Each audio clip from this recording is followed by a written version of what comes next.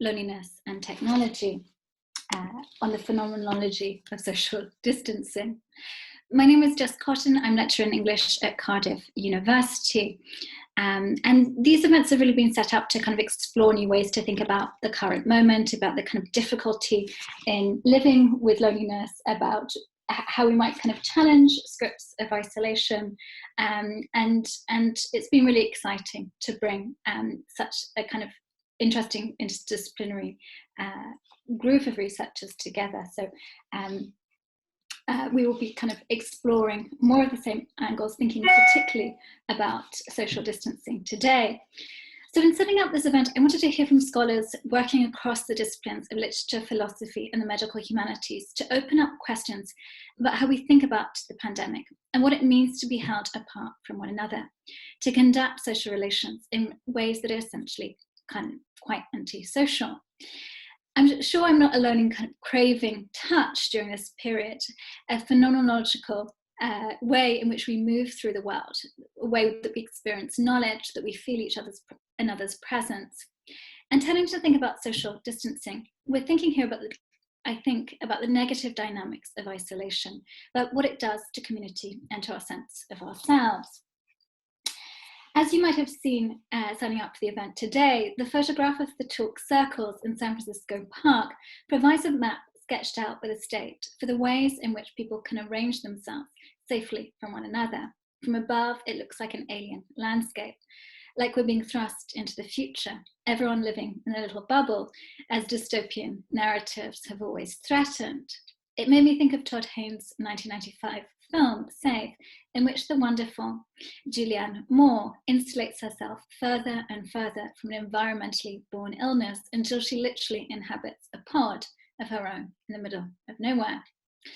Public signage can be useful. Keeping a distance from one another saves lives, but is also a profoundly isolating way to live, and it brings into view questions about the importance of navigating public space, as we explored in the first event in this series. Other signs might speak here from a London vantage point, or installed to demarcate a 2-metre distance that people must observe, and this enforced sense of a distance quickly becomes naturalised. I remember in the early stages of the pandemic how people would run away when they encountered anyone who was approaching their space. Nowadays we've got better at doing a little subtle swerve, a shift of the head to ensure that we're not breathing the same air, though of course air is all around us. It is hard to close down borders completely.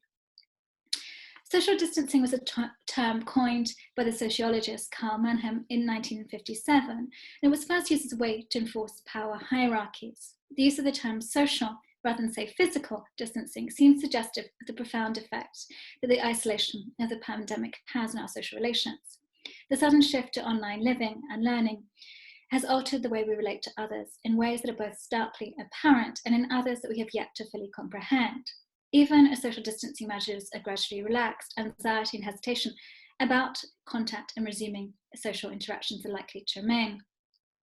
As we've seen in the pandemic, people adapt surprisingly quickly to new situations and conditions, but fears can linger in particular ways, and it's hard not to think about the relation between the pandemic as a kind of retreat inwards, and thinking also about the kind of the privatizing turn.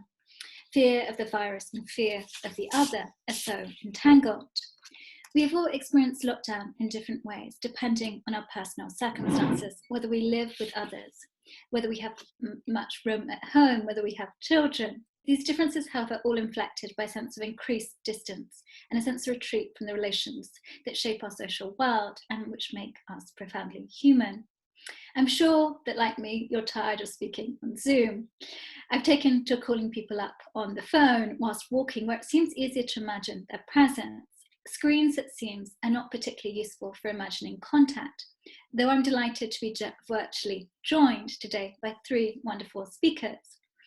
So to explore this landscape further, we'll be hearing first from Javi Corral on how the pandemic has shaped a global sense of uncertainty, the loss of a once pre-reflective trust or confidence that envelops one's experience of the world as a whole.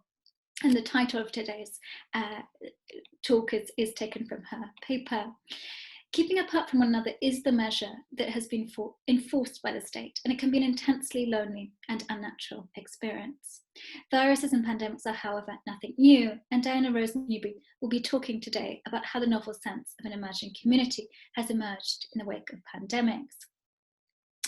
What does literature have to tell us about pandemics? As the title of Newbury's talk suggests, beyond empathy or not another pandemic lit reading, we might need to kind of devise some more innovative ways than the ones that are churned out by the daily press. We'll also be hearing from Fred Cooper about his project on loneliness in higher education with students, about how online spaces can allow for informal practices of care to bridge physical distances with emotional proximity and solidarity, which makes space for disclosure, witnessing and shameless conversations about isolating and stigmatizing feelings and experiences. I will introduce the speakers in a little bit more detail before their talks, but before I hand over to Javi, just a kind of a brief moment that please do, the talks, as you'll see, are being recorded, and please do put any questions that you have in the chat box, and we'll get round to answering that at the discussion at the end. Please also do stay mute while the speakers are talking, but I very much look forward to kind of opening up this discussion, and please do feel free to ask any questions that you might have as we go. So I'm delighted to hand over to Javi first, who is a professor of philosophy at the University of Bristol. She's a Wellcome Trust senior investigator leading the Life of Breath project, which won the Health Humanities Inspiration Award 2018. She's the author of the Phenomenology of Illness and of Life and Death in Freud and Heidegger. She was voted by students as the best of Bristol lecturer in 2016, and she previously held grants from the HRC, British Academy, and the Leverhulme Trust. Thank you so much. Thank you very much, Jess. Your introduction really touched on so many of the themes I'm going to be speaking on, so that was great. Apologies in advance, I can never get the lighting right in the room, so sorry if I look a bit deathly pale. And another apology in advance in case you hear any screaming, that's just my family.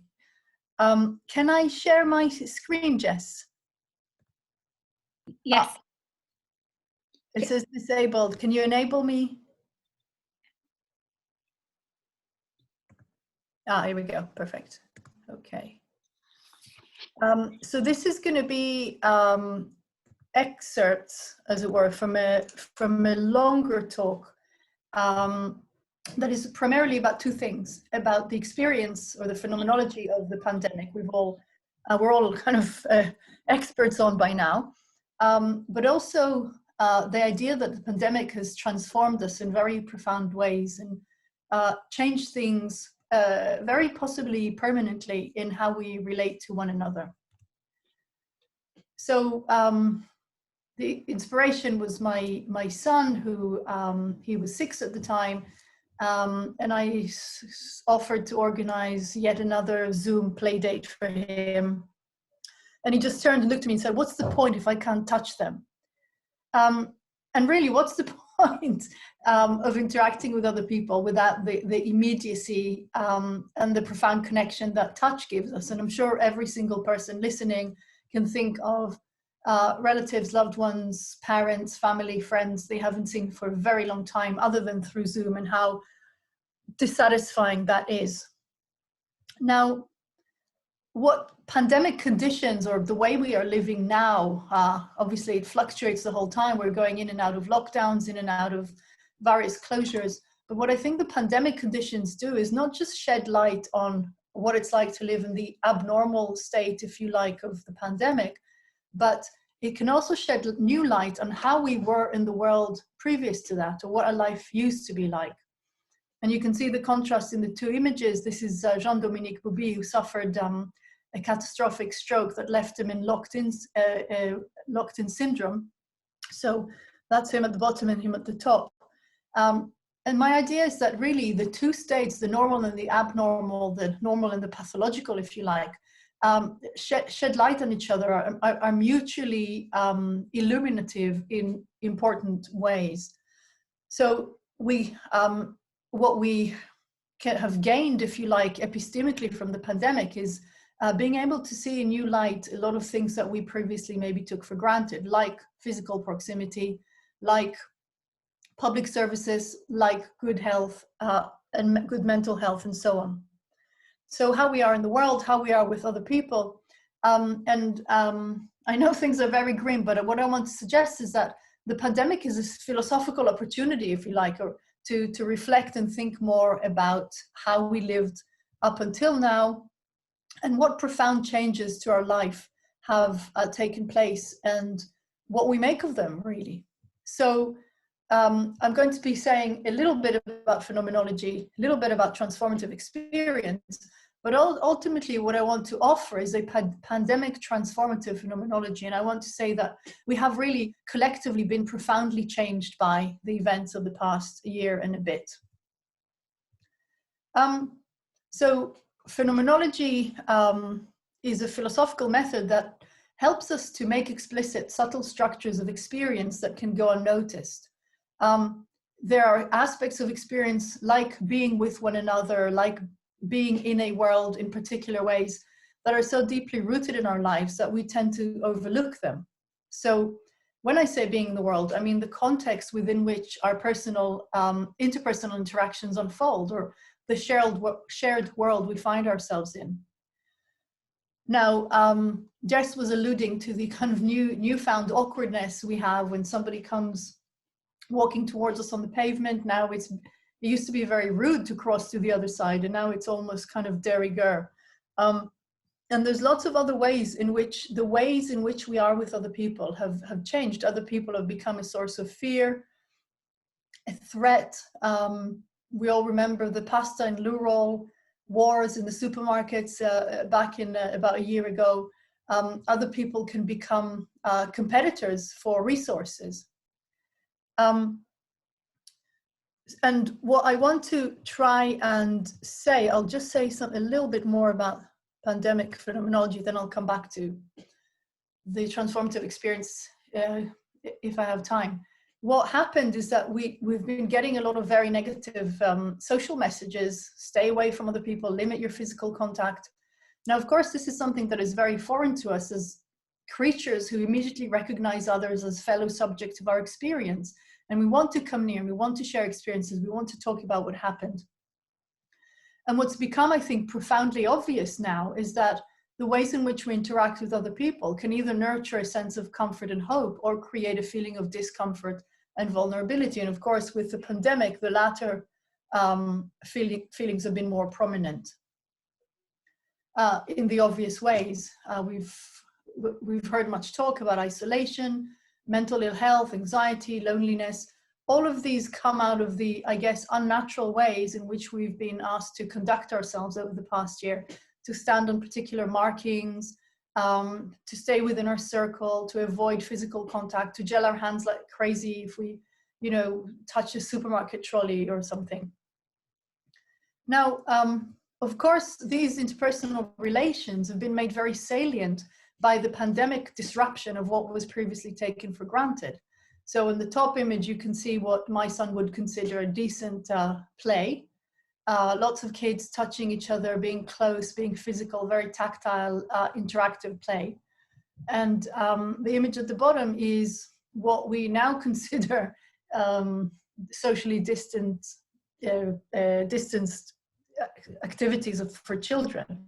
And you can see the big gap between the two types of experience that couldn't make the word play together really fit the bottom image as much as it fits the top one. Now, of course, it's important to emphasize that people have experienced the pandemic in profoundly different ways. And one thing phenomenology can do is help us to ask which aspects of human experience are invariant across cultures and where the differences lie. And of course, the most significant differences are the ones of health and social inequalities that have given rise to profoundly different pandemic experiences in ways we're all very sadly familiar with. So what happened is the experiences of social distancing are experiences which pretty much took away from us a lot, if not most, of our norms for interacting with other people, both people we know and people we don't know. So the background structure, right? So all this tacit knowledge we have, how close to stand to somebody else, and what you do if you're in the shop and it's very crowded, or how to navigate a busy bus or train, how do you greet people, and so on. Much of this background structure has changed and left us in a state of, I think, significant confusion, because the norms of interaction that were taken as given are now gone. And we can take as an example the case of the handshake that has now gone out of fashion quite drastically, replaced by the elbow bump.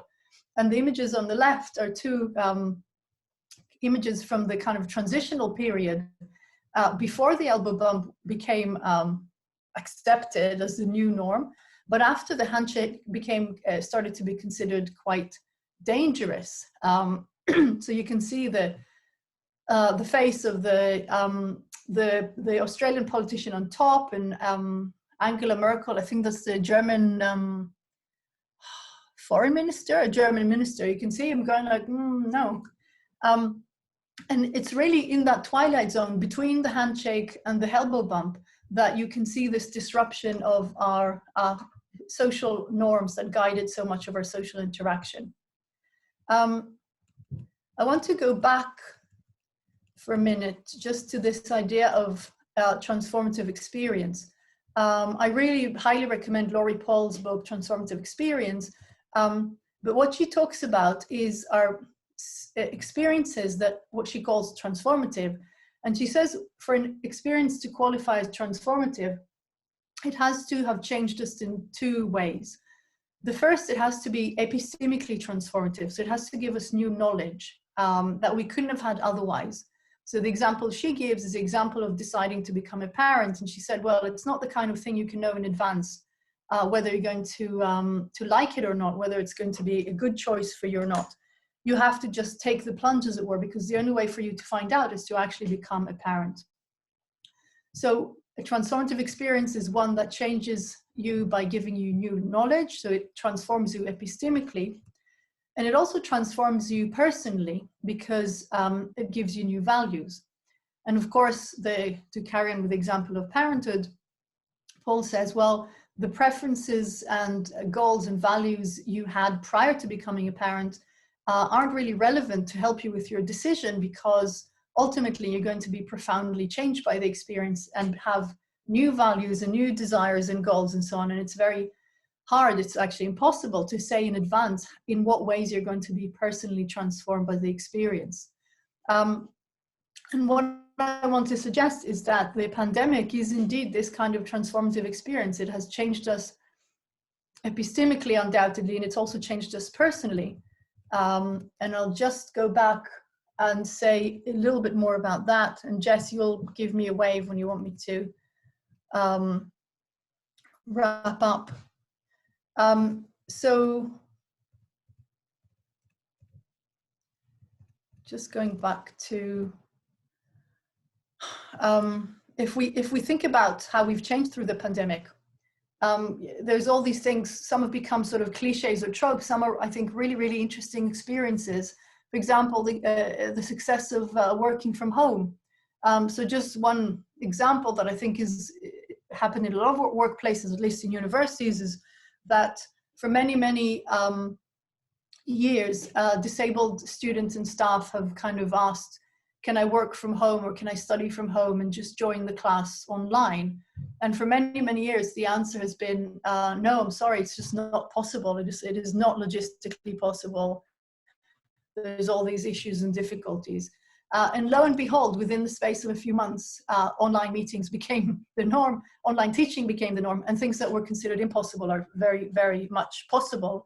And I think a lot of experts are now saying that there will be no return to working from a workplace full time, and that this is going to change a lot of things about how we work, and patterns of work, location, and so on. So there's been, some positive effects. Here's a list of some of them. Of course, there's also been negative effects, some of which I've already enumerated.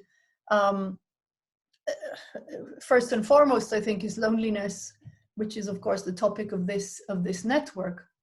And I think it's fair to say that we've all been personally transformed by the pandemic, that it's been a year like no other.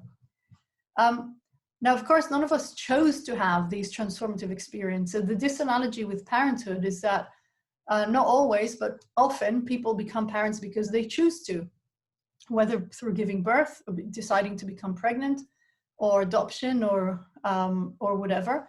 But the case of pandemic transformative experiences is quite different because none of us chose to have this particular experience. But I think that there is a pretty strong evidence from what I was saying earlier, just the general broad picture, that the pandemic experiences have transformed us, that they've changed our values and preferences in exactly the sense that Laurie Paul thinks is transformative. So for example, the school closures, I think, awakened in many of us a deep appreciation of the state school system as not just the place where our children go to be educated, but as a place that is entirely essential to their well-being. And of course, many people have also said that the pandemic is a sort of an opportunity for us to kind of reset our values with everything that has to do with the climate emergency, which we are, of course, in as well. So we now know what it's like to live in a global pandemic. This is knowledge that could not have been acquired otherwise. And indeed, I want to close by suggesting that the pandemic experience for us has been one of collective trauma. Now, of course, it's too soon to say how everything's going to pan out, and God knows what else will be thrown at us in this experience. But so far, I think people have gone collectively through profound experiences of anxiety, grief, bereavement, a deep separation, isolation, and that collectively, I think we've all, when I say we, I think I mean pretty much most people on this planet have experienced a significant collective trauma. So we've had a very disorienting sense of how fragile our identity and our sense of how to live is once these background norms I was talking about earlier have been disrupted. And this is also a great opportunity, I think, to do one more thing. I've said already that the philosophical reflection, that the pandemic is almost an invitation to reflect on how we live and as we do. But there's also this confrontation, if you like, with the extent of our vulnerability to radical transformative experiences, which is a very tough thing. Because all of a sudden, maybe now we're a bit more adapted to it, but I think about a year ago when the first lockdown came and the virus was everywhere and nobody knew exactly what was going on before the vaccines, everybody felt, or most people felt, very, very vulnerable. And it suddenly became obvious that catastrophic events can just unfold, and we have very little control over them. So I'll close. This is a bit shameful because you're the English Association and I'm a philosopher, but if you will allow me to quote from Shakespeare, who says, "Sweet are the uses of adversity, which like the toad, ugly and venomous, wears yet a precious jewel in his head." So I'd like to, without giving any positive bright-siding spin to the pandemic, just to say that the uses of adversity are many, and one prime such use is philosophical.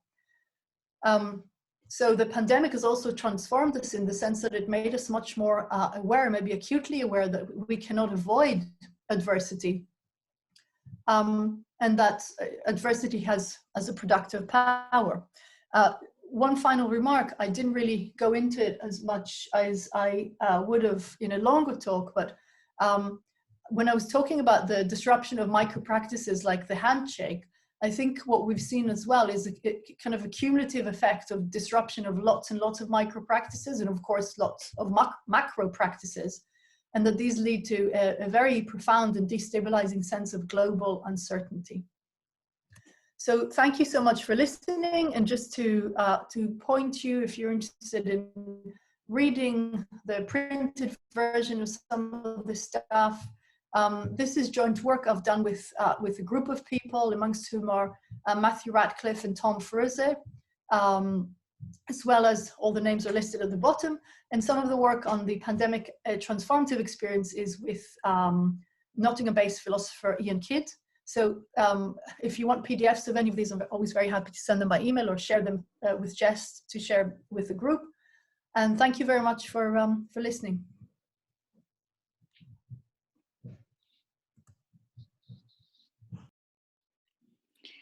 Thank you so much for that talk, Javi. That was great. And I'm really looking forward to coming back to the questions that it's opened up, and of this kind of like this idea of the pandemic as this transformative experience. And I think it's useful in that way that it allows us to kind of hold both a sense of all of the negativity that's been brought up, and but also kind of to think about the kind of directions that we might kind of take forward. Thinking in particular, I love the way that it's kind of bookended, or kind of starts with your kind of son's experience and rooting it in that kind of real sense of immediacy. I'm going to pass over now to Diana Rose Newbury, and who is a PhD candidate in English and comparative literature at Columbia University. She's working on a dissertation that examines the influence of experimental vitalist theories on Victorian novelists. Her research interests include histories of science, the environmental and health humanities, and affect studies. Her writing has been featured or is forthcoming in Literary Hub, Politics Letters, Texas Studies in Literature and Language, an edited volume on the medical and health humanities, and a pedagogy handbook for early career instructors. Thank you so much, Diana. Thank you, Jess. Can you hear me okay? Yeah. Okay, perfect. And I should also have share screen opacity. Okay, perfect. Let me go ahead and start presenting. Okay, wonderful. Thank you so much for having me. I'm grateful to be here at Jess's invitation after she reached out to me following reading an essay of mine that was published earlier this year called The Hidden Narrative in Middlemarch that 2021 readers will spot. In addition to being the occasion for my inclusion on this wonderful panel, that essay is sort of the springboard for my talk this evening. I should also note here that I've quite shamelessly stolen the background image for this title slide from the Eventbrite page for this event, so many thanks for that as well. I'm sure it has not only been on my side of the Atlantic that we've seen wave after wave of pandemic novel think pieces and listicles over the past year and change. One of the earliest examples that I saw was this roundup for Vulture on March 10th, 2020, Pandemics, an Essential Reading List, recurrently featuring titles such as Defoe's Journal of the Plague Year or The Plague by Camus. These persistent publications single out works of fiction from across time and space that centrally feature epidemics and their ranging effects on both individual characters and whole societies. In one sense, the piece I mentioned, The Hidden Narrative in Middlemarch, departed from this trend by offering a reading of a novel that, at least on the surface, has basically nothing to do with pandemics. In that essay, I read George Eliot's Victorian novel in light of the author's research on epidemic diseases, especially cholera, which she conducted at the same time as, and indeed in the same notebook where she was drafting Middlemarch. My goal was to suggest that Eliot initially conceived of Middlemarch as an epidemic novel, and to show how the concept of contagion still metaphorically structures the narrative as we know it.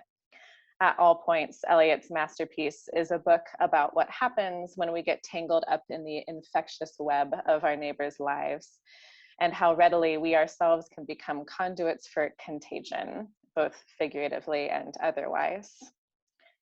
Although, as I've said, there is a bit of a twist in positioning Middlemarch as a pandemic novel without the pandemic, there are other ways in which my reading of Eliot's novel was still very much in line with all those other think pieces on pandemic lit. Namely, they all share in common a tendency to evaluate literature and the act of reading in terms of identification and empathy. As many of us have turned or returned this past year to Blindness, Station 11, Love in the Time of Cholera, we have inclined, however, unconsciously toward the common principle that we read in order to learn something true about ourselves. To pick up a pandemic novel at this moment in time is, I would venture, to assume that we will locate in its pages some illuminating version of our own experiences, a character with whom we identify, a storyline with which we empathize. This mode of reading has perhaps felt all the more urgent for us given the profound loneliness of social distancing. For those of us reading pandemic literature over the past year, these novels might have seemed to provide us not only with a fuller understanding of what we ourselves have been going through, but also with a perhaps oddly soothing form of affective connection to other lives at a moment when many of us have felt socially alienated to unprecedented degrees. Yet I want to suggest that this moment in fact calls for us to move beyond the logics of identification and empathy in reading and in life alike. What I'd like to begin thinking through with you all are some of the limitations of empathy and identification as modes of social processing and relationality. These limits have been shored up by the differential precarities created and exacerbated by COVID-19, as was already glossed in the previous presentation. Although the pandemic can feel perversely unifying in its sheer ubiquity, we've seen that certain communities have uniquely and disproportionately felt its social and material effects. Coming to terms with this multiply divergent reality thus requires a phenomenology somehow ungrounded from the strictly first-person point of view, one that registers the radical disconnect between others' experiences and our own of adjacent, even overlapping, but not co-identical worlds. To work towards that phenomenology, we can and I think should indeed turn to reading, but specifically to theories and practices of reading that also grapple with both the limits of identification and its alternative possibilities. Such a turn can allow us to better appreciate the work of novels as a form of social technology, and reading, or at least a certain mode of reading, as itself a phenomenology of social distancing. The idea that we read in order to identify and empathize is an old and a pervasive one. It received recent and notable articulation from former US President Barack Obama in a 2015 interview with the novelist Marilynne Robinson, describing to Robinson how reading novels helped him learn how to occupy what he calls the position of citizen. Obama explains that it has to do with empathy, with the notion that it's possible to connect with someone else even though they're very different from you. His reasoning reinscribed the familiar dictum that the role and perhaps even the goal of literature is to teach us how to live, and especially how to live well in relation to the other people whose lives intersect with our own. This view has also received endorsements in more academic quarters. For instance, the contemporary philosopher Martha Nussbaum is well known for arguing in favor of the ethical value of reading. Nussbaum has proposed that citizenship, using similar vocabulary to Obama's, requires something that she calls the narrative imagination, the ability to think what it might be like in the shoes of a person different from oneself, and to understand the emotions and wishes that someone so placed might have. What Nussbaum suggests, and I think what many others also believe, is that we learn this narrative imagination by reading novels, a process that seemingly requires us to identify with people different from oneself, and therefore to become better able to empathize with others' feelings and experiences. This viewpoint, however, is not without its critics. As Nussbaum herself implies here, narrative empathy has its limits, not only because certain corners of the other's inner world must inevitably remain dark to us, but also because there's no guarantee or even real likelihood that readers will equally identify and connect with every single character in a given work of fiction. Literature, as Nussbaum puts it elsewhere, cultivates sympathy unevenly, directing our attention to some types of human beings and not to others. Scholars of literary studies have also remarked on that unevenness of attention invited by fictional characters. Anna Lindy said it especially well when she pointed out that if literature creates an understanding of the other, it also simultaneously creates an other, a paradox that complicates the supposed ethical effects of literature.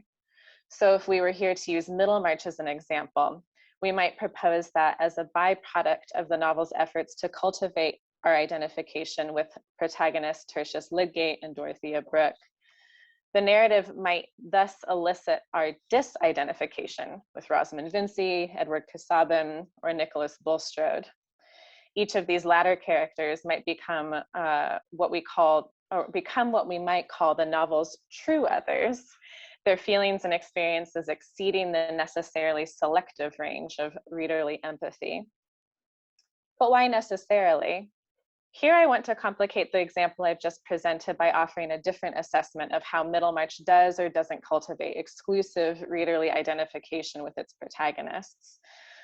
Those familiar with the novel, and I hope many of you are, if not, I'm happy to answer plot and character questions in the Q&A, may recall a striking moment about a third of the way through Middlemarch at the very beginning of its 29th chapter, which I'm displaying here in full with the caveat that, please don't strain your eyes if it's difficult to read this on your ends. I'm going to gloss the important bits for you. So apologies for the wall of text.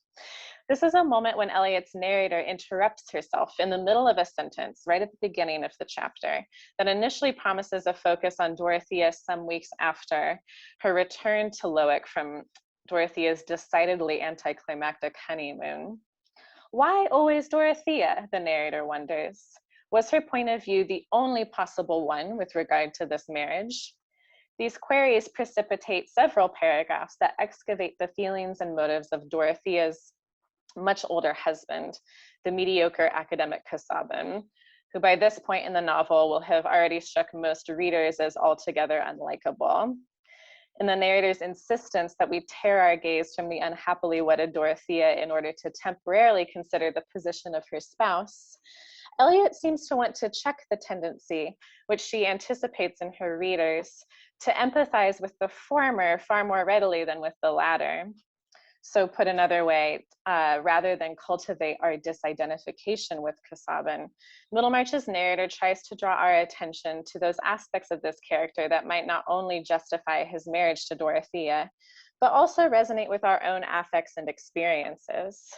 Casaubon was spiritually a-hungered like the rest, the narrator points out, and reaching the twilight of his life when the world was getting dimmer and he was feeling lonely, as any reasonable person would.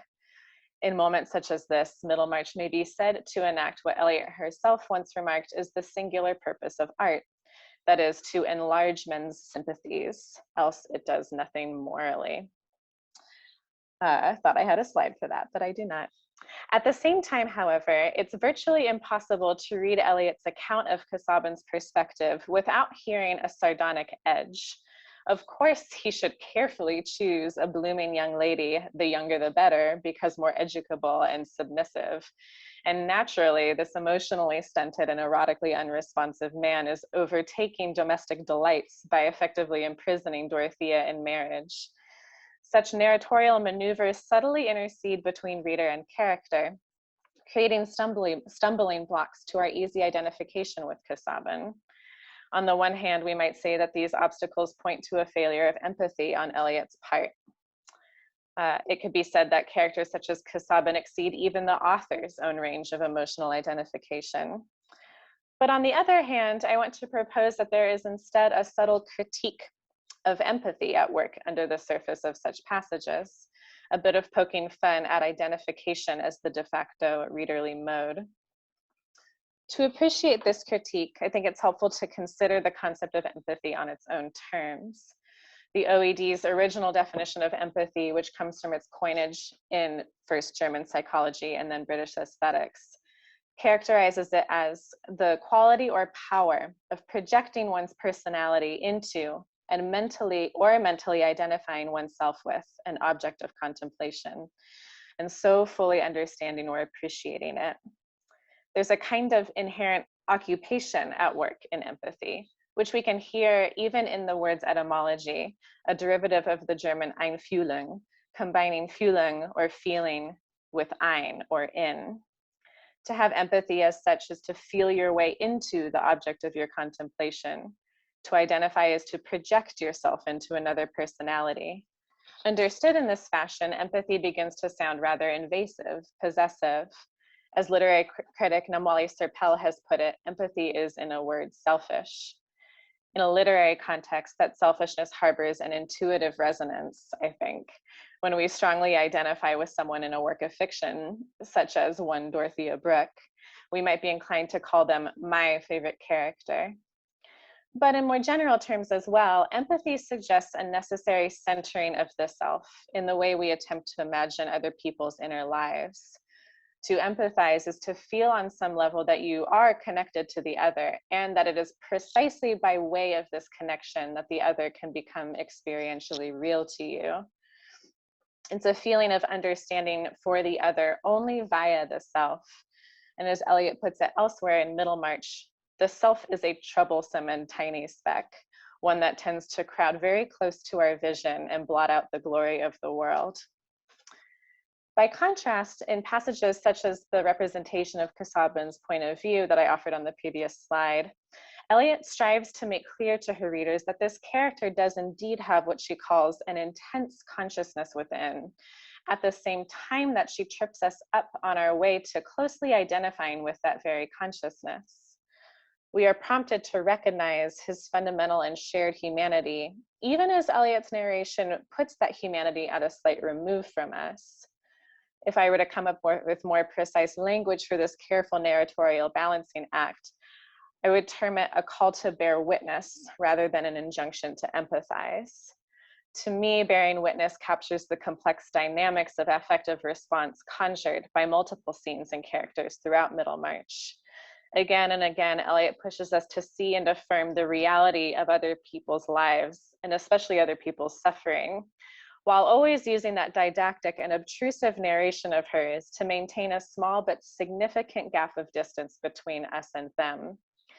In a word, we are witnesses, or to make it more active, witnessing, being present with and for the other, while necessarily being outside the other, both aware of and responsive to their fundamental alterity.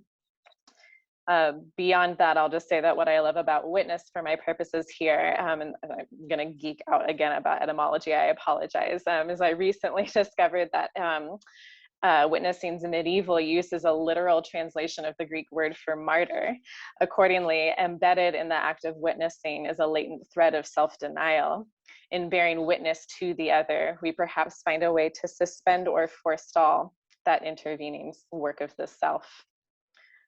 So to wrap up, in teaching us how to read by witnessing, I think Middlemarch also teaches us something about how to live in our pandemic, although it may not be the something that we first expect to learn when turning to pandemic lit.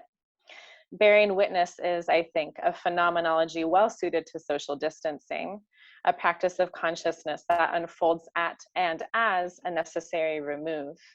It's a way of seeing and feeling that requires our recognition of the humanity and the suffering that we share with other members of our local and global communities, while refraining from papering over important distances and differences that variously structure our experiences. And it's a state of attunement to others that I want to suggest can perhaps better position us to act, and specifically to act for others, than the potentially passive state we can inhabit in and through empathy.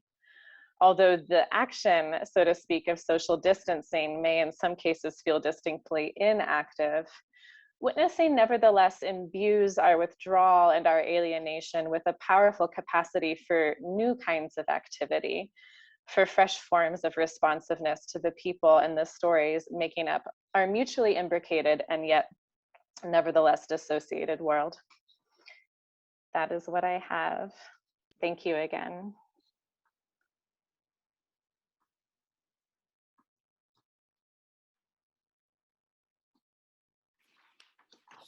And I'm trying to stop share. Okay, there we go. Zoom is challenging. Thank you so much, Dana, for that fascinating paper. And I'm glad that we've got this, that I felt like Javi's has taken us so far through this kind of arc of thinking about how to respond to this moment, actually kind of pushing through the kind of immediate responses to this moment. So, and I want to kind of come back to Javi's idea of this kind of transformational moment, and to Diana's idea of kind of what it means to kind of witness at this kind of close distance. Before I do, I'm delighted to hand over to Greg Cooper, who is a research fellow at the Wellcome Centre for Culture's Environments of Health at the University of Exeter. He's a historian of loneliness, health, medicine, and the social sciences, and co-investigator with Luna DeLisle and Arthur Rose on the AHRC Urgent Grant Scenes of Shame and Stigma in COVID-19. He also works across several other disciplinary projects, including The Beat of Our Hearts with Charlotte Jones and Caring Through Coronavirus, led by Juan Jaya. And his paper today is titled Waiting with Promiscuous Care, Loneliness, Shame and Technology in COVID-19. Thanks, Fred. Thanks very much, Jess. Yeah, good to see you. I knew I should have insisted on going first because that last paper has made some of my thinking feel a little bit underbaked. So maybe we can discuss some of that later. I am going to talk quite closely to the theme of the series tonight, so hopefully making up for straying a little from the subject of this specific seminar. And I'm taking my lead in part from the speakers at a previous seminar on loneliness and psychoanalysis, Jameson, Webster and Josh Cohen. They discussed in really thoughtful terms the recent transition of their practice to a digital basis. If you didn't hear them talk, they did some nice and complicated thinking about what distance is and what it can do. This was distance with play, with ambivalence, and with space for the unexpected. So this paper is mostly about my own practice, or in some ways the unforeseen consequences of that practice, in collaboration with the sociologist of gender, sexuality, disability and health, Charlotte Jones. Almost everything I say today is a product of our joint insight or labour, and the insight and labour of the co-researchers in our lived experience group, who are necessarily anonymous. More specifically, the paper explores how, in the process of shifting a co-produced research project on student loneliness online in the spring of 2020, a space emerged which stood in for our co-researchers as a kind of stripped back and enclosed social media platform, with the informal aim of disclosing and supporting one another through painful experiences of pandemic loneliness.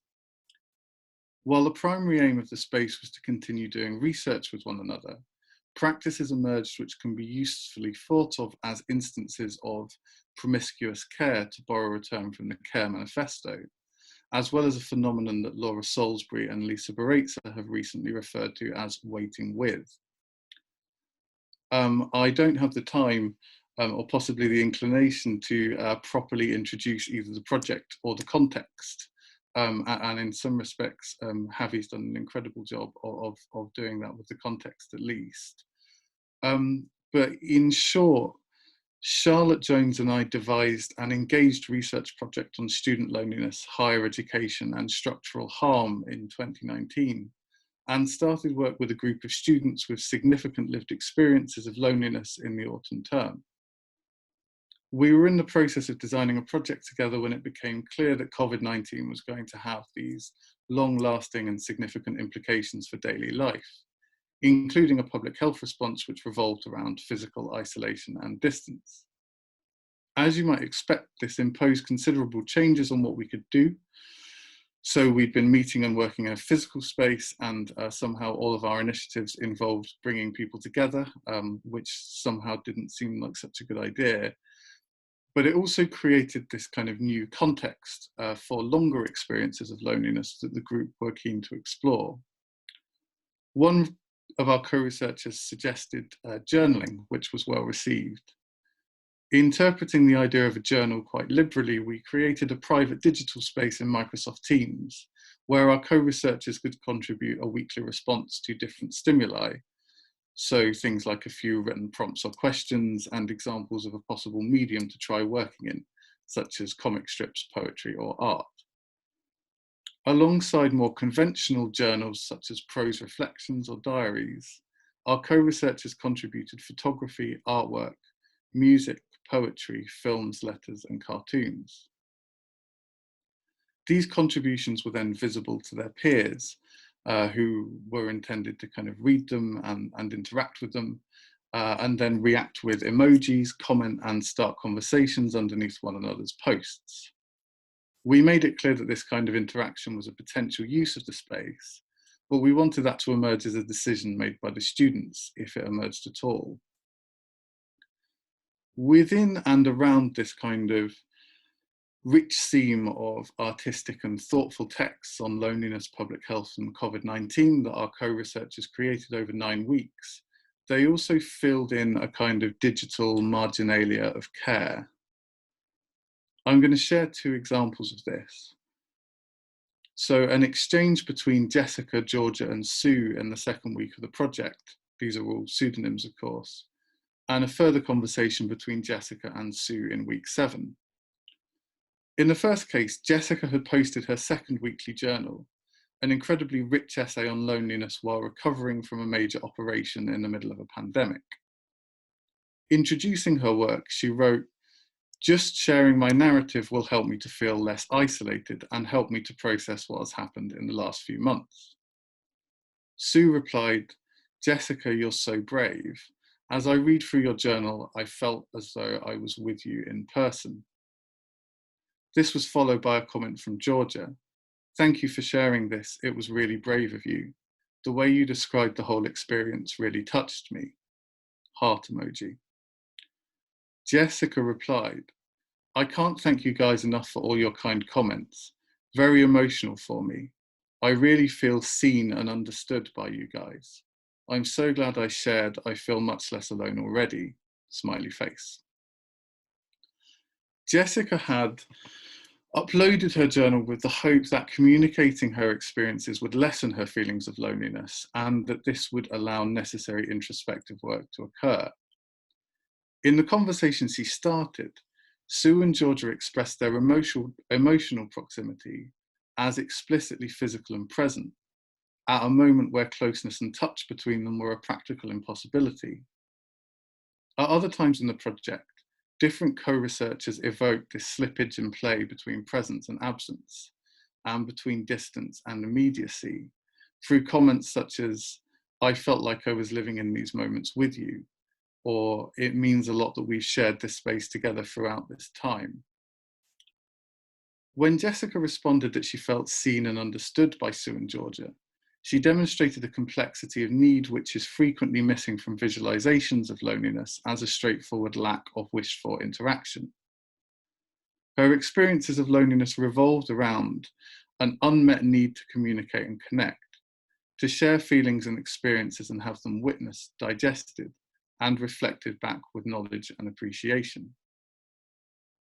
In the 2nd conversation, Sue followed Jessica's cue on the importance of understanding, writing the following: "Hang in there, sweetheart. Jessica, because so much has been sent to try us over the past few months, it's only natural to feel anxious and out of sorts at the moment. I completely understand you and just wanted to say, try to focus on what makes you feel good, and I hope this week gets better for you." Jessica responded, "I keep reading your comment and it makes me feel so much better. Thank you." Reflecting on the project in her final journal, Sue explored what giving care to her co-researchers meant to her. "Even if I've been having a bad day, leaving something as simple as a smiley face or thumbs up on someone's journal helped me to feel that I was acknowledging that person and what they had to say."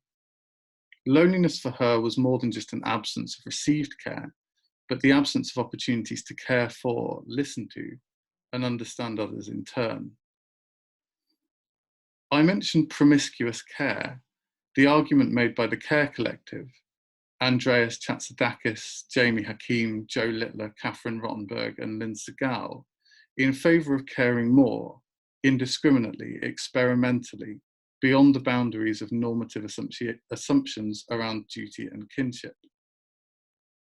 Our co-researchers had come together as a community of purpose, but they gave their care freely, openly, and without obligation. I want to return briefly to one comment. It means a lot that we've shared this space together throughout this time. Written by Olivia in week 3, it articulated something about the temporality of the space, which I think is important. Each of our co-researchers were waiting for something, often with considerable trepidation. The summer holidays, a transition away from university, a new job or postgraduate course, recovery from medical intervention, reprieve or restitution from loneliness, and overwhelmingly the pandemic to end. Salisbury and Barates's concept of waiting with shows us how people can share time, even without physical closeness. In the same week, Olivia made an explicit contrast between our space and another. Do you know, she said, it's the oddest thing. I was just on Instagram a moment ago, and I was overfaced by a feed full of posts and stories brimming. I felt anxious, like a knot was being tied in my chest. Then I came off Instagram and went to read the Loneliness Project submissions instead, and it was like we read each other's minds.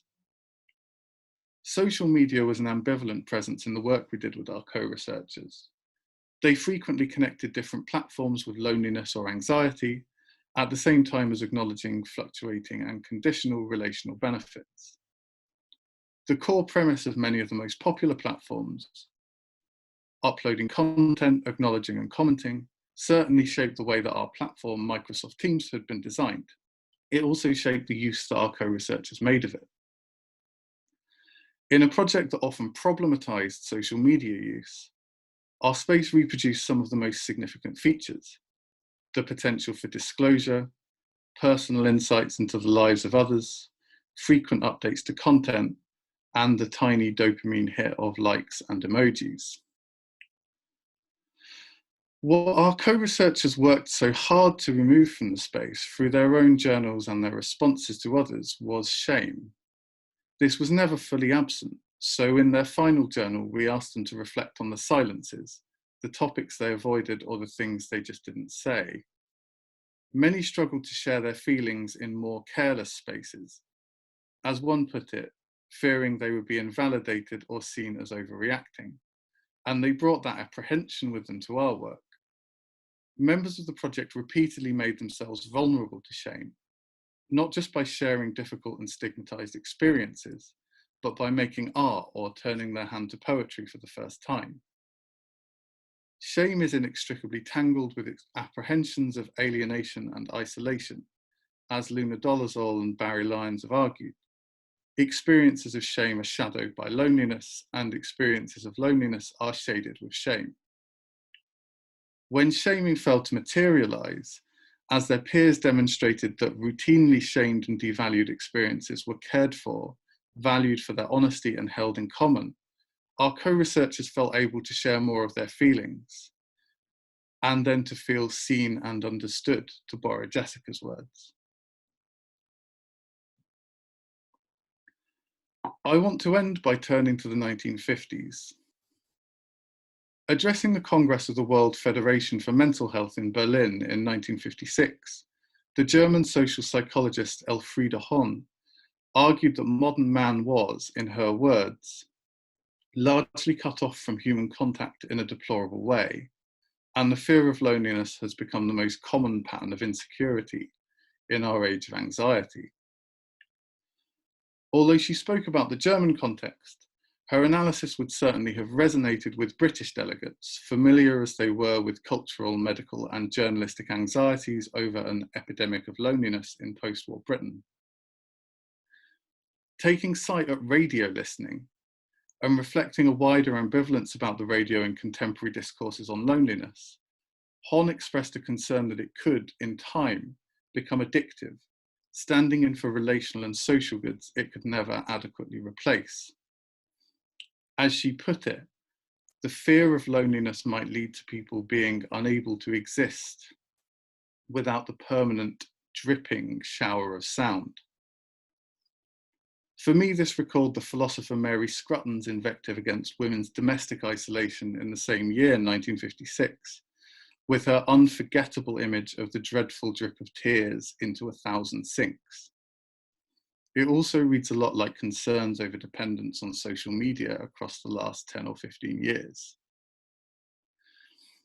I interpret this example as a caution to continually contextualize and critique our disquiet over loneliness and any specific engagement with technology, however pressing and warranted it might seem to be. The history of loneliness as an object of anxiety is the history of a series of crises and ciphers, some profoundly apposite and meaningful, and some which later on seem to have only ever been passing fixations, temporary vessels for a problem which is far longer and far deeper. Thank you for listening. Thank you so much, Fred, for the excellent talk. And I think that the talks speak to each other in really interesting ways, even though they come from kind of very different angles.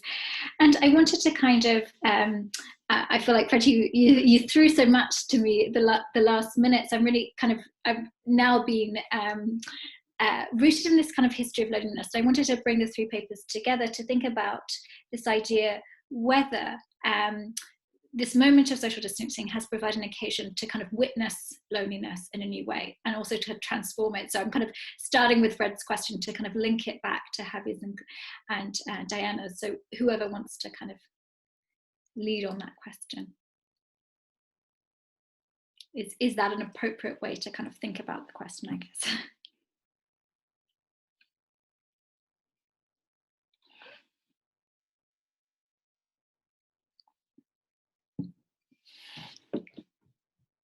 Diana, I'm very happy for you to go first if you like.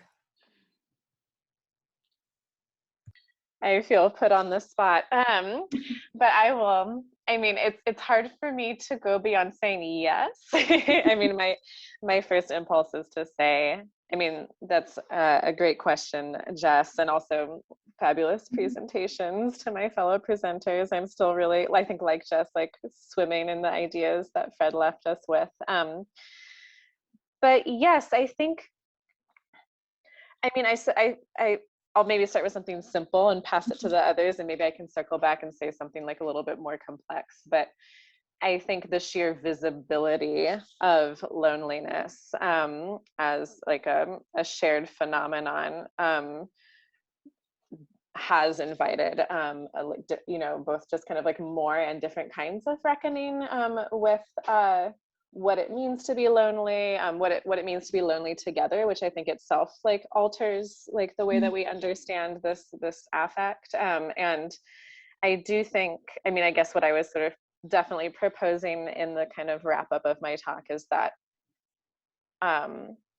one way of casting like witnessing as I'm using it would be to say that there is maybe a kind of an imperative at play to witness one another's loneliness, which I think, yeah, has some important implications for how we define community as well as our sort of like own self-definitions. Again, that was a little bit vague, but I may have more momentarily.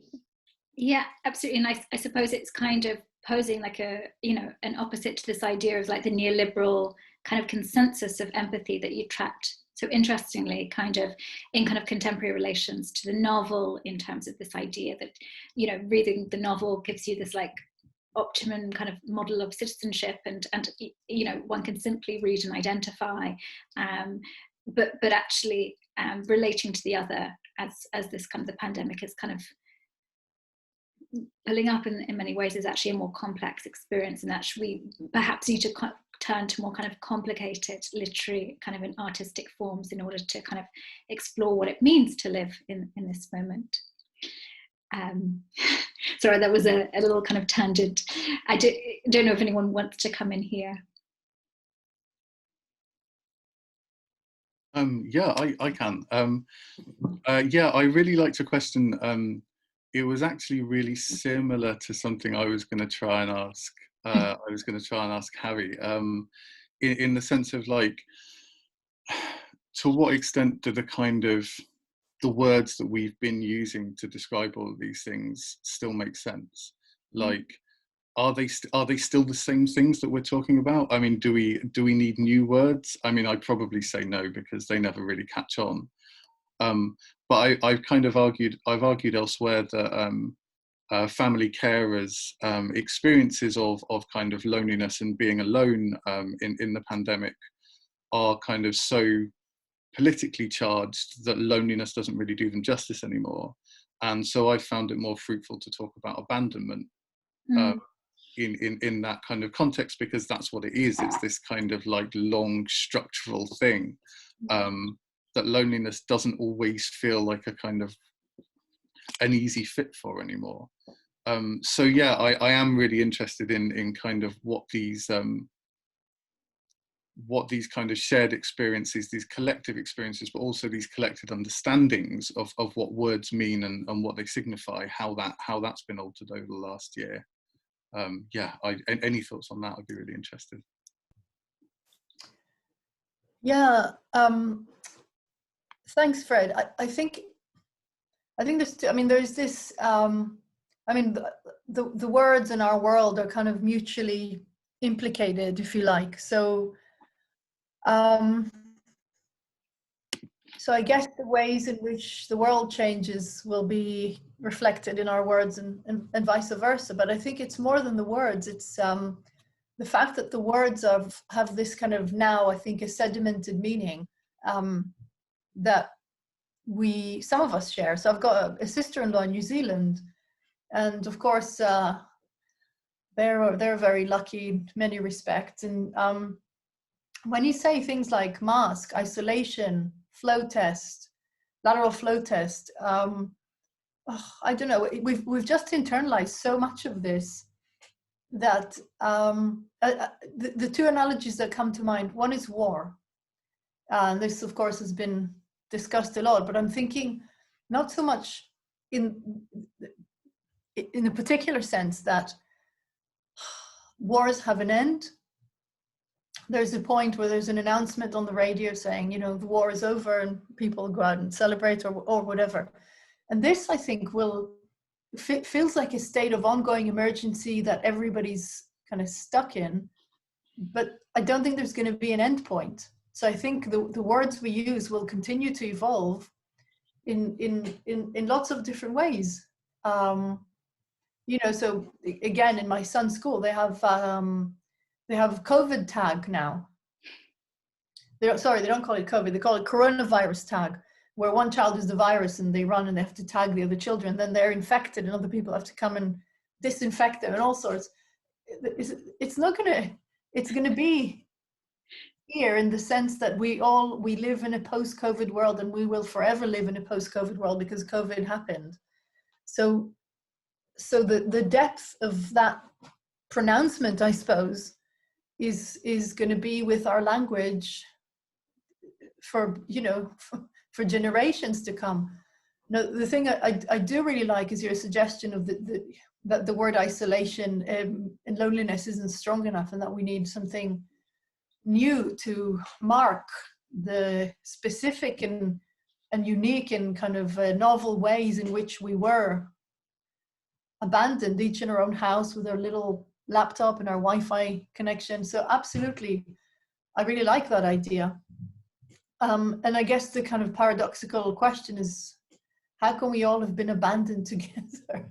And how could we have, I guess, I don't know, I think people really tried their best in lots of ways, but I guess lots of us still ended up feeling like they had a really rough time. So how would that all add up in the sense of, what you're saying about language, what I was saying about experience, and of course the way in which we're going to reflect on the experience, which is where I guess both of our disciplines kind of come together in that reflective moment. And of course, I suppose loneliness individualizes the problem, whereas abandonment just brings kind of state responsibility in this kind of clear way, which is why it feels kind of so kind of, a powerful reframing. I know, I believe Matthew Ingleby wants to come in here with a question. Thanks everyone for your really fascinating papers. I'm really glad I managed to make it to the whole of this event. I've kind of got a question, I suppose, about methodology, or a kind of question about suspicion, or the place of politics within within these kind of questions that we've been discussing. I suppose what I mean is, we've been talking about the pandemic, COVID, largely as a kind of medical scenario which has affected all of us in a kind of in a way that it isn't often talked about in the discourse like that. But I feel like that does kind of miss out how those changes to our subjectivity, to our social experience, and our way of relating to people have been mediated by a whole series of kind of state mechanisms, plus also more kind of insidious forms of social coercion, whereby lots of these things that we're talking about having changed in us individually have really been the result of a kind of large disciplinary infrastructure of different kinds of power sort of acting on individuals to kind of self-represent and think about themselves in different ways, for good or ill. And so I just kind of want to bring that kind of question of politics into this kind of question about phenomenology, or for that matter, the self-representation of these different people that, Fred, you've been talking to. And I want to kind of wonder, like, you know, what do we do with that question of, you know, how we deal with, you know, the point that you made, Fred, at the end about people's awareness of how their self-representation on social media is mediated by shame and by anxiety about what people kind of think.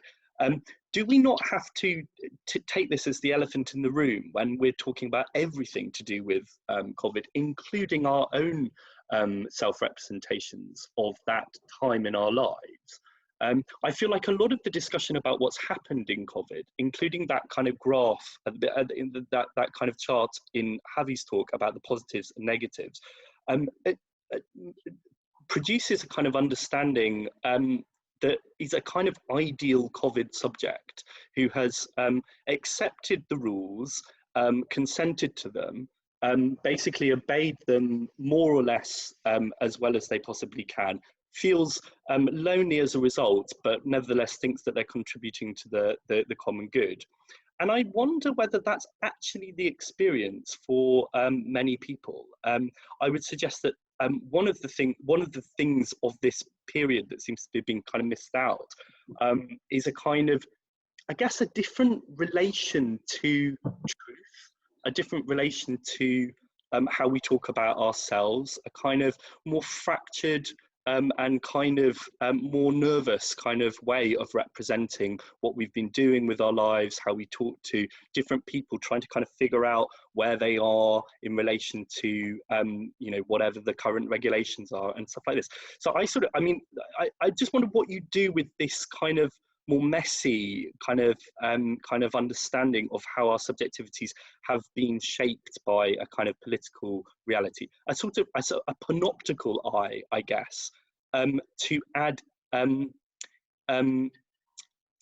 that more kind of empirical eye that George Eliot kind of gives us with this idea of the self and the other, that just if it weren't for the self, the eye could actually see what's going on. How is that self-mediated by the social and the political, and how do we therefore kind of deal with our own representations of whatever's going on? I'll just say something really quickly on this, and then pass over to Fred and Diana. I think you're spot on, and there is a part of the talk that I skipped, which was about the macro changes. So I talked about micro practices being disrupted, but certainly, gosh, you know, our macro practices, right? Our freedom was taken away from us, and you are totally right that there's, you know, the politics of it will be studied for a long time to come. I guess I was interested in kind of mapping what happened or what could have happened, or one way of describing what happened to people. And I think I said that obviously phenomenology isn't just about finding the similarities, it's also about articulating the differences. And it may be that there probably are lots of other phenomenologies out there describing very different experiences. And there was, I alluded to it a bit when I said what I said about health inequalities and inequities, and how they've been racial inequality, and how that's all been brought to the fore by the pandemic. I think what it has done, if I may hazard one kind of broad characterization, is that everything that was hard became 100 times harder. So the hardship kind of grew exponentially. So individuals, people, families, communities, sectors that were already on the brink were pushed over the edge in lots of ways: mental health, financially. You know, God, we work for a lot.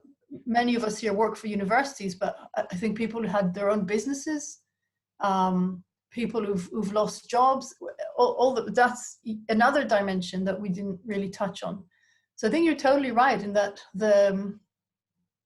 the revolution has been so total that it'll take us a very long time to kind of digest what's actually happened to us. And I think when people say, when are we going to go back to normal? The short answer is never, in the sense that this has happened. And that's what I meant when I was talking about the collective trauma. But I'll let the others. Thank you so much.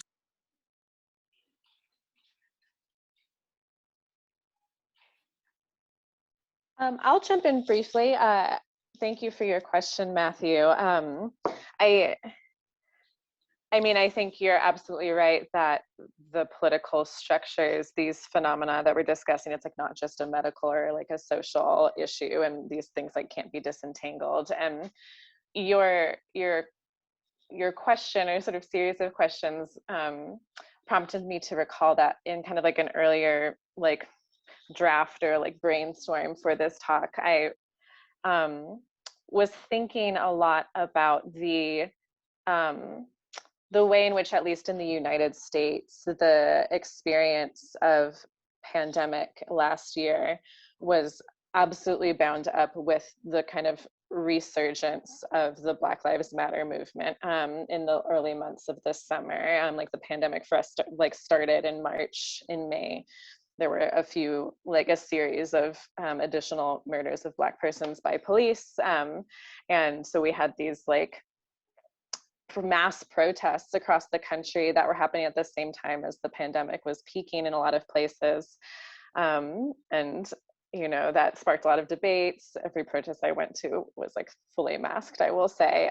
But these two realities really, I think, both clashed with one another, but also were mutually revealing. I mean, like Javi already spoke, I think, really helpfully to the disparities in healthcare, like the health inequities that have always existed, but that the pandemic has made, I think, newly visible to people. And I think in the US context, the Black Lives Matter movement amplified that visibility by, I think, calling further attention to those kinds of both like health and political disparities. I'm sort of circling around your question. I think my sense of like how exactly I would connect this to what I'm doing in my talk is still a little bit fuzzy, but I guess what I might say is that, you know, thinking about this sort of pivot I was proposing from empathy to witnessing, I think I think I'm thinking about the sort of like what you were saying, Matthew, about how our subjectivities have been sort of like newly shaped, and like we seem to have different relations to self-representation, and some of that is being staged very publicly on social media. I do think a lot of that staging in particular, which I realize sounds pejorative and I don't mean it to, that I think is especially informed by these political contexts, as I think we're all kind of like working through what our obligations to one another are and what our place is and kind of in these systems, what that is now that we have, I think, a lot of new information about how other people live, and how other people are differently affected by conditions that we might have previously seen as like shared, equally shared. And so I think, yeah, this potential shift from like I empathize to like I am a witness is in some ways informed by, one, the sort of political structures that I think you're helpfully pointing us to, and two, to people's kind of like, you know, in some cases like increasing or like even new awareness of those, of the action of those structures.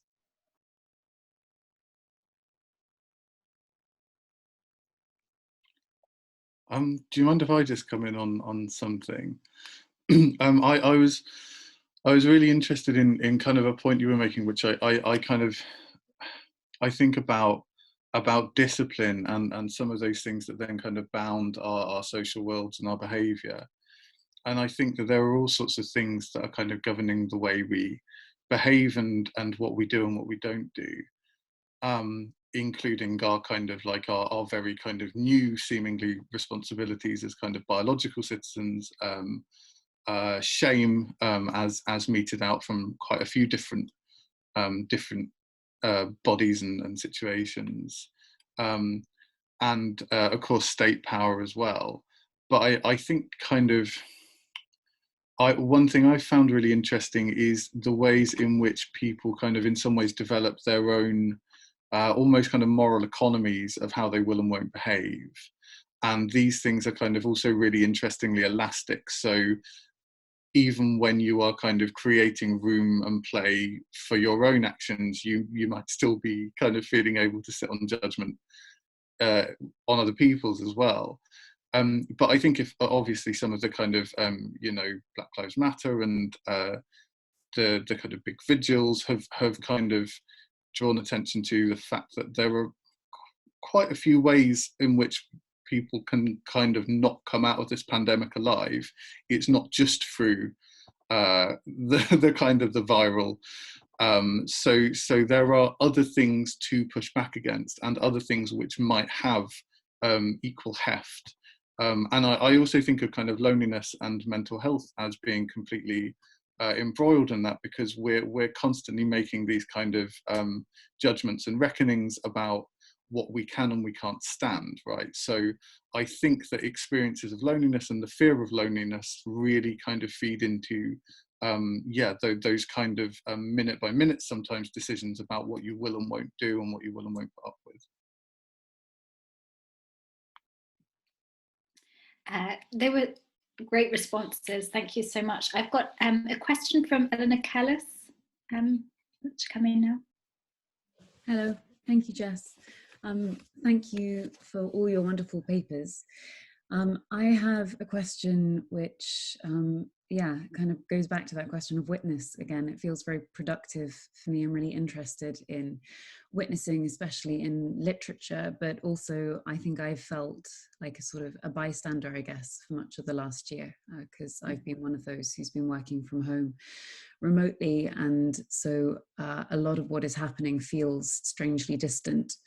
And I was wondering if it seems to me that there is a degree of distance which is embedded in the concept of witness. By virtue of being a witness, you are not in the middle of what is happening. You are at a slight distance from it, but you can observe it, you're close enough.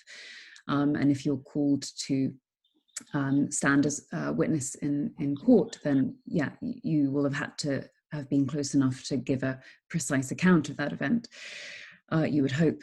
But I'm also wondering, how the act of witness can be made more immediate. And in relation to literature, I was thinking about if literature has a function of witness, then is there also always a supplementary element to literature, an aesthetic element, which may have a problematic relation with the literary function of witness? So I suppose I'm asking two questions. One, which is more generally about witnessing and distance, especially amid a pandemic, and also about the more specific function of literature, and the relationship between the aesthetic and the function of witness in literary terms. Those are wonderful questions. Thank you, Eleanor. I'll attempt to answer them. And even though I think I'm the literature representative on the panel, I would love if my other panelists, chimed in if you also had thoughts on this. I will confess that I feel a little bit like I've worked myself into like an argument based on semantics by kind of making this like push for witnessing. But I'm thinking of that. I think we've like kind of agreed that like our language is changing like as a result of this moment. And so it's not, totally fruitless to sort of grasp at like other words for things, that those, the languages where a lot of these changes are getting registered for us.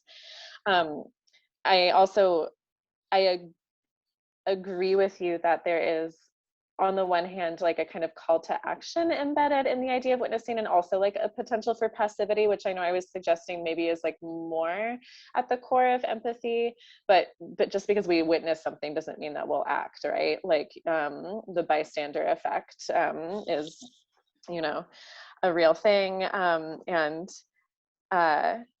Namwali Sipel describes this helpfully in a piece that I referenced, which is called The Banality of Empathy, where I'm basically paraphrasing her, that like just because we see something bad happen doesn't mean that we're going to be called to act on somebody else's behalf.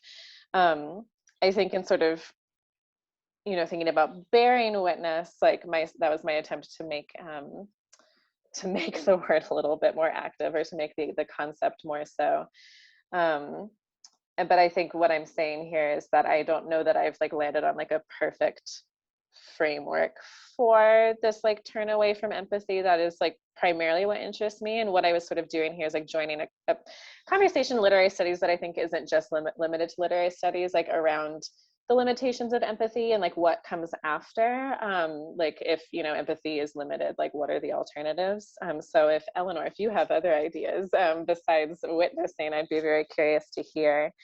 And then as far as the aesthetic question goes, I think my answer is mostly just to sort of say back what you've said, which is that I said, tell me if I'm getting this wrong, but what I'm hearing from you is that there might be a potential tension between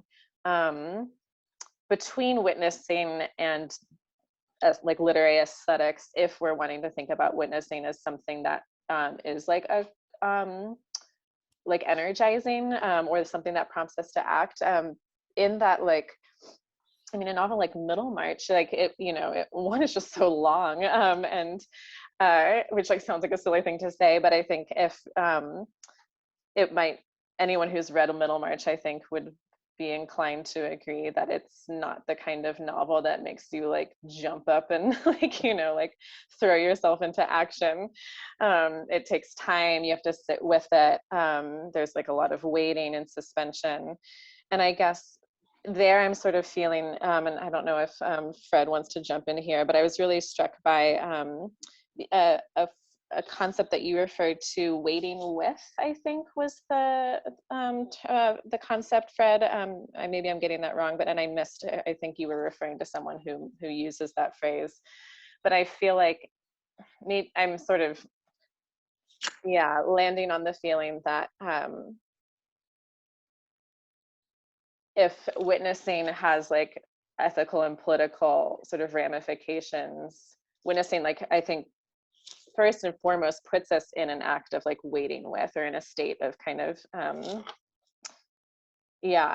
suspending ourselves with others. And so I think there have to be next steps to action from there. I hope that was partially an answer to your questions. Yeah, no, it was. Thank you. It feels really productive for me to think these questions through, especially in relation to a long novel like Middlemarch, because I've thought about questions of witness in relation to poetry, which feels quite different actually. Shorter pieces of poetry. I was interested as well to maybe hear what Fred thought about, I don't know, the process of generating literature, poetry, or even just the journal entries in the Loneliness Project, whether there was an element there of, I don't know, perhaps even a sort of saving distance generated by producing like those works of literature. Thank you for giving me an out in terms of talking too much about witnessing, which is a subject I feel incredibly unsophisticated on, thanks to Diana's paper and your question. Yeah, it was a really interesting process. I talked a little bit about shame, which I think was a really interesting way of thinking about that kind of, or one of the potentialities of that vulnerability of kind of getting people to do things that they would never have dreamed of doing.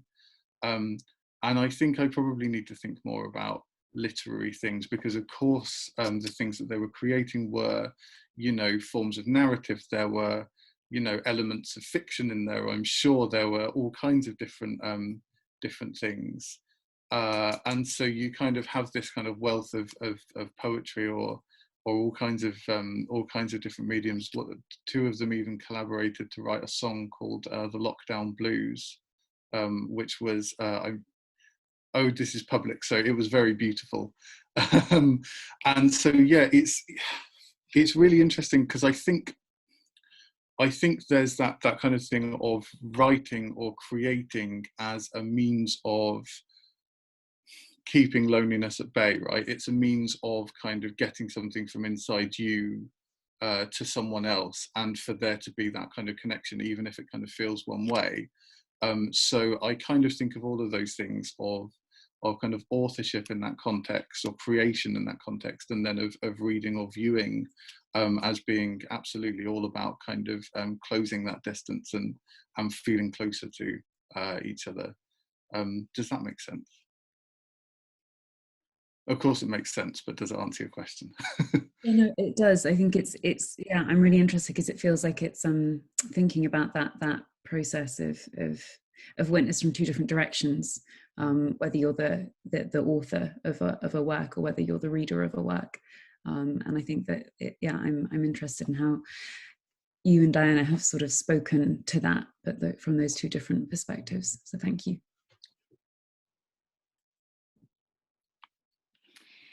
I wonder if anyone else doesn't have a kind of question here, whether I could come in with a question to kind of wrap us up, which is to take us back to this question of higher education, which has been directly addressed and kind of indirectly addressed in all these kind of talks. And I was kind of, and I think that there was some kind of promises here, that there's this idea that actually, you know, that we couldn't, that online education seemed impossible until we were at this moment.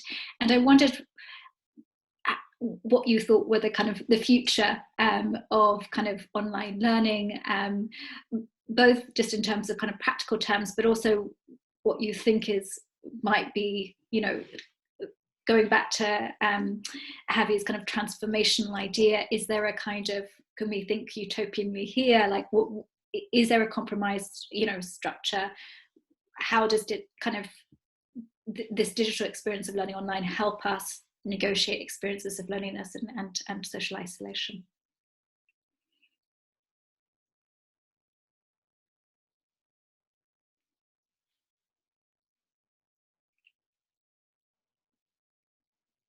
I can jump in if that's okay. Yeah, it's really interesting, because you have to start talking about futures and start thinking about kind of like what is and isn't possible. I was invited onto the board of this kind of COVID advisory group at my university, and they wanted to know about kind of like what evidence there was for, you know, teaching in person to be kind of better for loneliness and mental health. And it was so interesting, because essentially there kind of isn't any. I mean, there is some, but it was all kind of in comparison to, you know, learning at a kind of great distance in the kind of older style, when you're not in the middle of a pandemic, when things are kind of utterly different. I think it's been really interesting to kind of see how those questions of loneliness and mental health and kind of physical versus digital presence have been navigated with kind of differing degrees of good and bad faith by all kinds of different actors and voices in HE.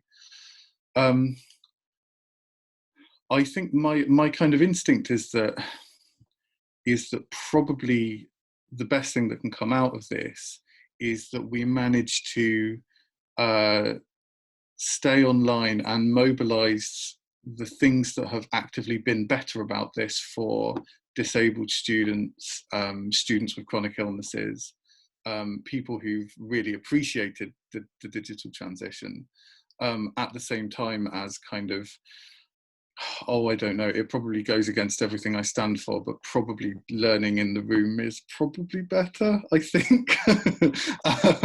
I mean, I don't want to kind of generalize so sweepingly, but I really think we need to find a way to kind of integrate these things in a way that then broadens out that kind of experience for all kinds of students, rather than just the ones who distinctly benefit from being able to come into a room like that. Yeah, I utterly, completely agree with Fred. I think we're going to have to, take the useful elements of our atrocious experiences and try and do something good with them, exactly as you say. And also, I'm really sorry, I'm going to have to go, so I'm going to just say one more thing, and apologies for having to leave. But I think one thing we haven't yet talked about was the role of women, or well, not the role of women, but what happened to women, and in lots of kind of informal conversations I've had with other women, especially ones who are mothers. I think the one thing that's become obvious is that the illusion we've been toiling under, that it's possible to do everything really well, to raise your family and be a good mom and have a career and go to conferences and be, collegiate and helpful to younger colleagues. I think this idea that all of this can be done by one person is just kind of flown out the window, at least in lots of, again, these are informal conversations I've had with other women saying, you just had to, we were stretched so thin that we just had to be honest about what our priorities are. And spending all this intensive time at home with children, and the sham that is called homeschooling, which is sort of another way in which, inequalities have played themselves out by, children who are able to just log on and, do their online lessons, and the children who are completely thrown off by this in very disturbing ways.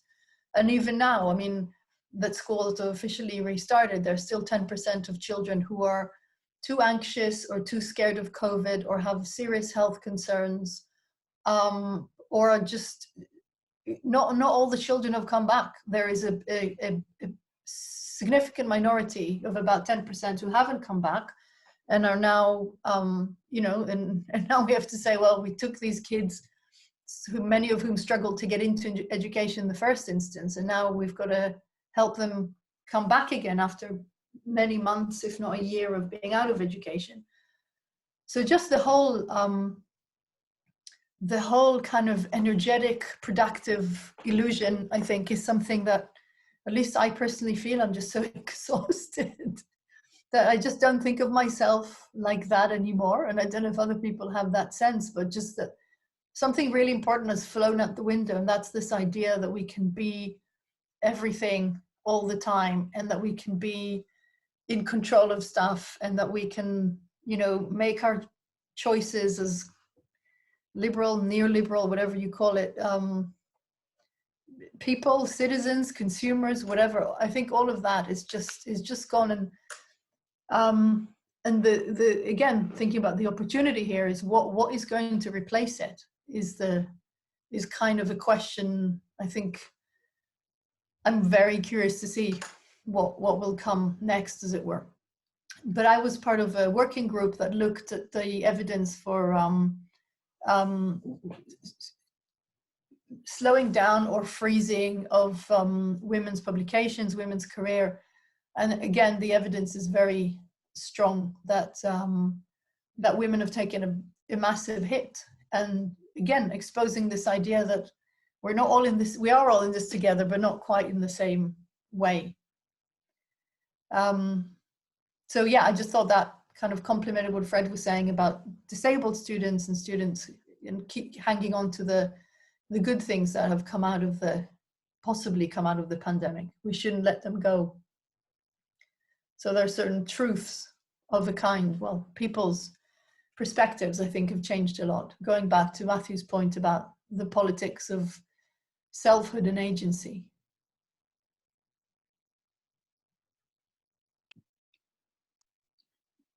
I guess I'll jump in here. I know Javi has to go. I have like, I guess like a brief, basically affirmation of where you left off. And then if it's okay, I want to say something very quick to Eleanor after that, like carrying up on the conversation about aesthetics versus witnessing. I mostly just want to amplify Javi's point, who I see just left, about disability and how it factors into this question that you've asked, Jess, and this sort of the shifting terrain of teaching and learning in higher education, from lots of conversations with friends and colleagues who are part of the disabled community. I think there in particular, I think is a lot of work to identify exactly what Javi was speaking to, just like the unsustainable practices of the academy in terms of just like sheer energy.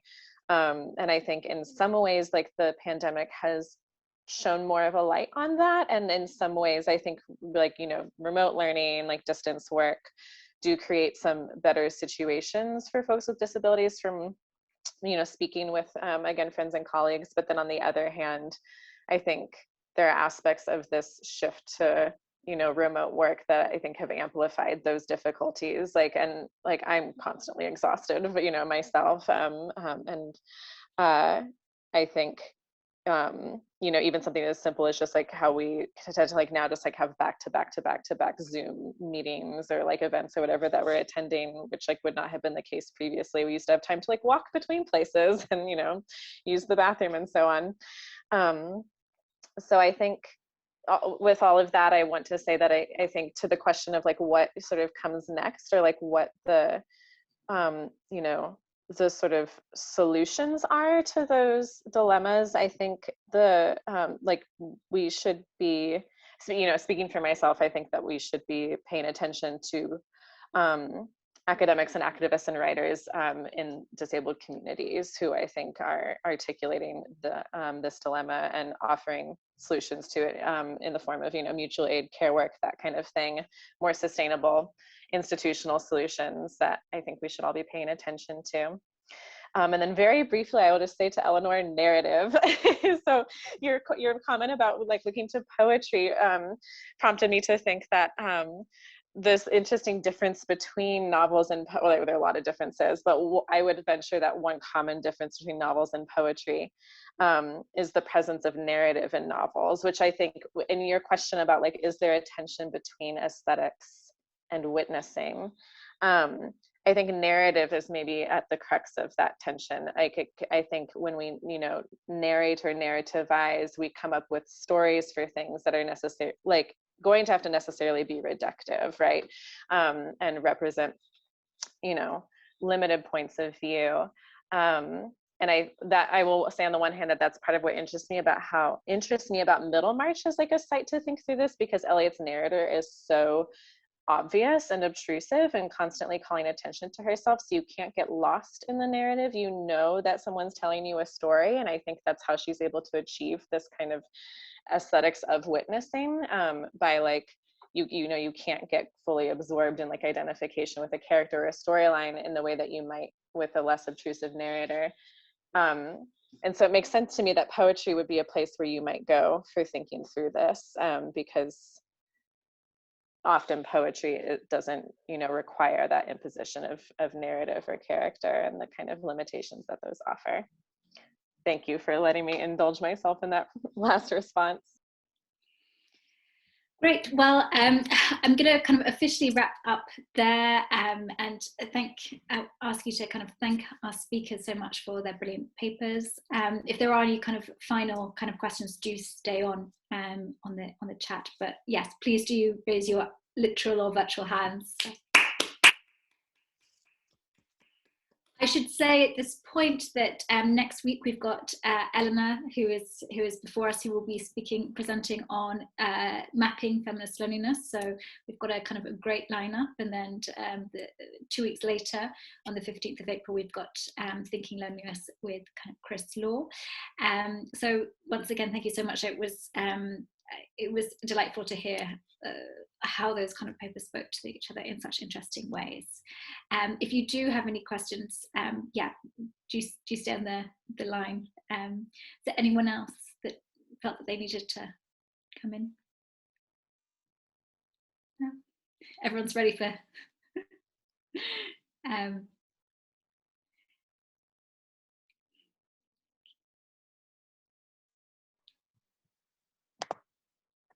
Thanks a lot, everyone. Have a nice evening. Thanks, Sarah. Can I ask another? Yeah. Little, I mean, I basically ballsed up my question, and it ran out of it sort of ran out of my control, and I worked out a better way to say it, really, which is I suppose I feel like we are in the midst of a very clear hyperdisciplinization of the South. There's been this massively ramped up, quite explicit, but also we notice new kind of implicit kind of rules that are kind of governing our lives, and we rub up against them all the time. We're very, very conscious of them. We're trying to learn how to navigate them, and they inform the way we speak to different people. We're always trying to kind of work out how to pitch things to avoid moral judgment or, in fact, state intervention in a way that I can't ever remember at any other point in my life. And it's something about the shift, right? It sort of suddenly becomes much more visible. And I suppose what I was trying to say was, in the context of that ramped up disciplinary machine that we're in, how can we reflect as individuals upon how we feel without a great deal of suspicion? How can we historicize these ideas about whether we've benefited from this, or whether there's something to learn, or whether there's something positive, or whether we've empathized more, or all of the other ways in which people standardly talk about what's going on? How can we do that given the obvious reality of this disciplinary context that all the time we tend to be ignoring when we're talking about how we feel? Or I suppose that's what I really wanted to say. And I sort of felt like what Fred, you were saying at the end, with this shame that people are admitting to, feels like that's one way in which people are admitting this thing, but it is omnipresent.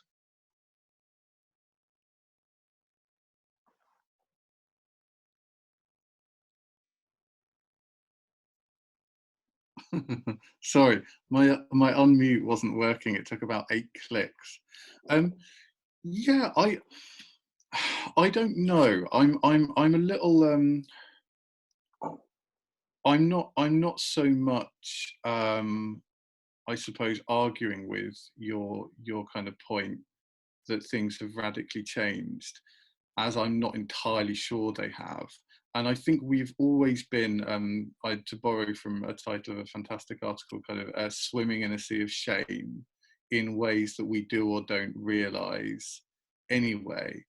I don't know whether the things that shame seems to be collecting around have just been kind of are new, of course, like, you know, getting too close to people, using different types of public space in ways that might be kind of seen as bad, all kinds of different things. So it might be just that we're wrangling with these kind of like new and difficult sources of potential shame or kind of loss of reputation or face. And so therefore they're kind of really, really present and constant in our minds. But then I don't know, of course, we're always reacting to these things. We're always, even when we're not thinking of ourselves as living in shame or thinking about shame or reacting to shame, we're always conducting ourselves in a way that is, you know, kind of disciplined and bounded by, you know, I think I'm borrowing a title of another article, but kind of like living in the minds of others. And it's, so I kind of see that as constant in some ways. And of course the situation is radically different, but in some ways it's kind of similar too. That's a very kind of rambly answer, and I'm not sure it is an answer at all. It is an answer, and it's something I was thinking about when I was asking the question. You know, is it possible? You know, the whole disciplinary concept is one that it is kind of a feature of society in general. That's why we use it as a concept. It's just from my experience anecdotally. There was this bit that was kind of left out of the phenomenology that we've been talking about in terms of how we spoke, which is people's kind of relationship to the rules and their doublethink and their hypocrisy and their kind of sort of these kind of ways in which I feel like people are behaving with relation to rules in a way that is different from they were before. It feels to me, it's not just that the rules have changed, it's that people's kind of self-representation of their, you know, themselves has become very complexly changed, and they're kind of, there's an institutional self, there's a public self, there's a private, there's all sorts of different things which seem to be very difficult to collect as one thing. And yet the discourse about COVID, the public discourse, is quite neat. And people use the word we quite confidently to describe how they are in a way that I feel erases quite a lot of that complexity and produces a sense of consent and you know, kind of, I don't know, mutuality that isn't there in concrete terms.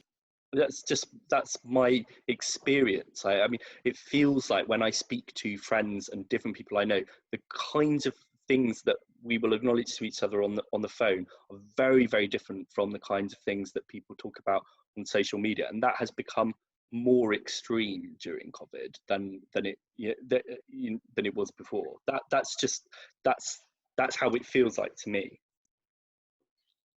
If I can jump in, so yeah, thank you for clarifying, Matthew. And this is, I think, a really interesting line of questioning. I'm sort of two minds here. On the one hand, I want to say that I think you are right in the sense that I think people's awareness of this kind of fracturing of like different sort of like self-representations has been really amplified by COVID. And I think I think it's complicated and there's a lot to say, but I do think the fact that we are all so constantly online now, like, is really like a huge part of that. Like and so I think just like the sheer, like amount of time that we spend interacting with other people and representing ourselves through online channels necessarily makes us more aware of that, and like probably creates the feeling that we're doing more of that, and in some cases probably are, just because of that, like that amount of time and that duration. But I wanted to I guess my kind of like on the other hand thought is that and this is maybe talking back to I think Fred's thinking at the sort of outset of his comment, that like, you know, has it changed, like, you know, is it more just like we're like differently aware of it? I think in your original iteration of this question, you wanted me to speak to Middlemarch, and I was thinking of it as you were rephrasing, because I think Middlemarch is like absolutely a novel about the ways in which people's consciousness is shaped by the social. One of the things that I do in the piece that I alluded to in thinking about how the concept of contagion structures Middlemarch is, well, actually, I can't remember if I get into it much, but gossip, like the work of gossip in Middlemarch, as in like kind of other Victorian novels, is really profound and really responsible for the ways that people act to each other, but also the way they represent themselves, like not only to one another, but to themselves. Like, I think Eliot's really interested in showing how characters are always kind of fashioning these images of themselves for themselves that are necessarily informed by what other people think, and the way that information gets sort of funneled through these channels of gossip that are like just below the surface, and so therefore very insidious and sometimes hard to put your finger on, but they're always there. And I think maybe part of what's happening now, and it's like very different, moment, but like perhaps comparable one, is that those kinds of channels, and I'm using gossip kind of loosely now, have just been made like hyper visible, and like there's no way that we can sort of, there aren't now comfortable spaces to feel like we can recede from them. I think I had a few other thoughts, but those were the two that I wanted to share. That's really helpful. Thank you. And sorry for being so, it was verbose the first time. It's probably too verbose the second time as well, but anyway. Great, well, thank you so much. I'm aware that the lovely Claire from the English Association is working way after her kind of normal hours. So I should probably wrap up there and thank everyone again for their brilliant contributions. Diana and Fred, thanks so much for being here and taking the time. And yes, I felt like I've really learned a lot, so I'm really grateful. Thank you for having us. Another final round of applause, yeah. And really, yes, I wish I could buy you drinks and it would be a more relaxed occasion. But, next time. Next time, indeed. Thank you all. Bye. Bye. Thanks everyone for coming. Bye, and thanks for having me. Thanks, Fred. Take care. Bye.